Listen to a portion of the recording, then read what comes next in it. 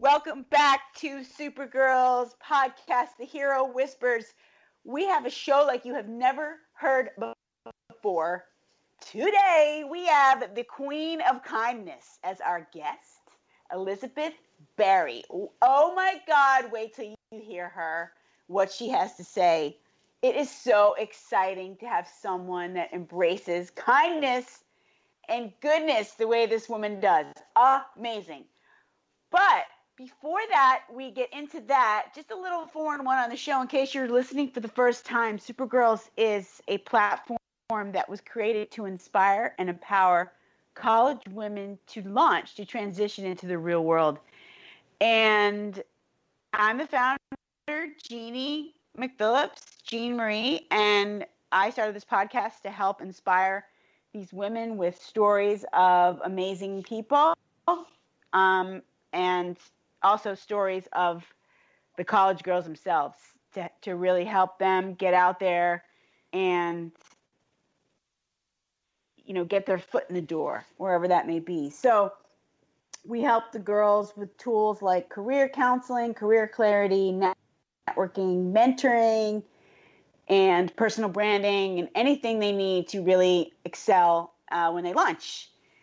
So thank you for tuning in. Thanks for being with us. Let's get to our guest. I am super honored and privileged to have Miss Elizabeth Berry, the Kind Communicator. She is an inspirational author, keynote speaker, and performance coach. Her expertise in kind communication and compassionate leadership strategies energize audiences to charismatically step into their highest self. Hire her to speak, coach, or curate kind communication workshops and book signings at your global conference, organization, or corporate office. She's the author of 3 books, Own Your Vulnerability, The Kind Communicator, and Design Your Mind to Be Kind. She hosts a podcast, BeyondEgo. Be inspired, be empowered. Let's welcome Elizabeth to the show. Thank you so much for coming. Well, thank you for letting me be here and to share my kindness electricity, or what I like to call it. Okay, I have never met anyone with this value proposition of kindness. I mean, actually, my sorority in college, Tri Delta, is actually one of their core values is kindness. It was founded on kindness, actually sisterhood and people supporting each other. But this is beyond. What you're doing is beyond. So first of all, I just want to say congratulations, and we're in love with what you're doing. And we just want to know, how did you get here, and what inspired you to focus your life's work on this? Yeah, it's been a journey. I started out as a marketing consultant, and I've been in B2B my entire life. But there was a point in my life where in both B2B and B2C, and if you're a college age student, you don't know what that means yet. Business to business is B2B, and B2C is business to consumer. So when I was consulting clients, we were building websites, 15, 20 years ago. This is before YouTube, before Facebook. And there was a lot of pushback. A lot of my clients were first-time entrepreneurs or entrepreneurs that were rebranding after 20 years, and they were so stuck that they didn't know how to. They didn't understand technology, and there was a lot of pushback from clients. And I had to learn as an entrepreneur how to deal with difficult conversations and complexities. And I started realizing that the kinder I got when they were more irate, the better the situations were. And then it happened again when I at some point in my career, became very into health and wellness. I owned a Pilates studio, and I was the owner manager. I was the person behind the desk. And I realized, wow, customers are pretty crazy. They're demanding. And the way that I combated my reaction to their reaction was through kindness. And at that point, I started writing the Kind Communicator. And from there, everything just started to build, and it just made sense. It just makes sense. It does make sense. When you're in client service and customer service and human service, It does make sense. I mean, my mom used to say you get more flies with honey than vinegar, and it's really kind of the same. I mean, the same idea. It's very basic. I mean, compared to how you've really studied it and attacked it, but it's true. And so it certainly has worked for you in your career and being able to go out and make a living out of speaking about it. So how did you kind of pivot from being, a consultant, a marketing consultant, to doing this like full time and becoming an author? Were you always a writer? I liked writing.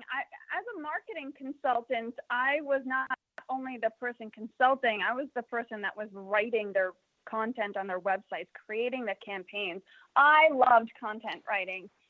So I was the person behind very successful campaigns and logos and taglines, you name it. But what happened was I got coached. I wrote Own Your Vulnerability, my first book, because of a relationship breakdown, and I was crushed. He went to LA. I was supposed to go with him, and I was left home. And he kept judging me. I didn't know how to speak up for myself. And that's where, as you said before, with the honey and the flies, that's a simplistic version. But what my kindness innovation really means is that we learn to speak up, speak our truth kindly, directly, and thoughtfully. And there was a time where I didn't know how to speak up for myself at all. In fact, I was a reactor. I was a door slammer. I used to yell.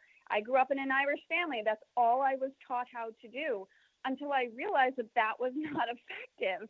And I was the person who got coached. And after I got coached the first time, it was actually Gary Bishop. He's the author of F Yourself. I don't want to say the full word. And so it was then that I realized the value that coaching taught me as an adult. And everything that I thought was not right. And my vision of the world was through such a very small lens. And at that point, I said to myself, my life changed so dramatically that I wanted to make dramatic changes in everyone else's life. So that's how I started spinning it. And when I was doing that, I had written the Kind Communicator, and it was just 20 years of listening to Wayne Dyer and Eckhart Tolle and all of the great leaders, from Buddha to Ram Dass. I'm into yoga and meditation, and I find that the more love we can give to ourselves, self-love, compassion, and empathy, the greater we can speak, the better we can listen, and the more eloquent we show up in life, whether it's speaking or through listening, nonverbal communication, as well as our approach to every relationship. It's really transformative. It really is an unbelievable point of view. And especially now, the world right now with everything that's going on, it is so, if people could just, I had a friend of mine who was a guest speaker in one of my classes come in and talk about it, called it the great pause. And it's like true, but the great pause can bring great things, because you have time to really reflect and think about some of these really important things that, like you saying, like, are transformative. It's the pause is needed, but I really, my hope is that everyone truly is taking that self-reflective pause, and not just a pause because they have to. Yeah, well, it's the perfect time to do that. It's so funny that you said that about the Irish family, growing up in an Irish family and having people screaming and yelling. I grew up in an Italian family, and I thought that's what we did. I get along really well with Italians. There you go. There's the connection right there, baby girl. Yes. Love it.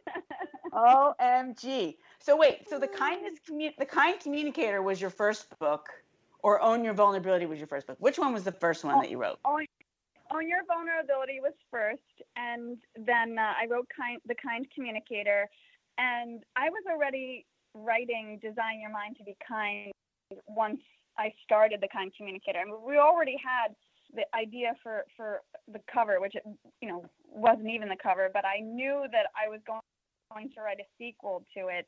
yeah, the latest book is Design Your Mind to Be Kind. And the principles they stem from reality. I call myself the elephant in the room. I'm the one who stands in front of you with the mirror to talk about your muck.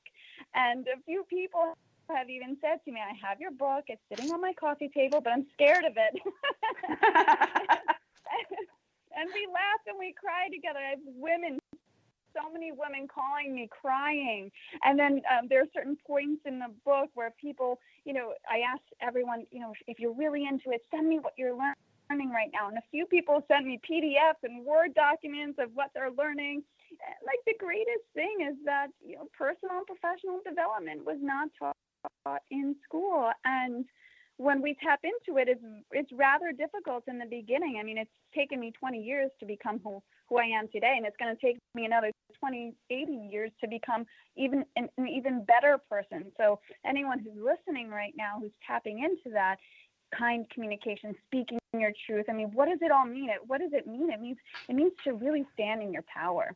And that's a difficult thing to start your journey on. But as long as you have a mentor or a coach to help you guide everything that you say and you think and you do and align all of those thoughts, you can really soften into it and enjoy the journey. I really want to weave some of these messages into my work with Supergirls.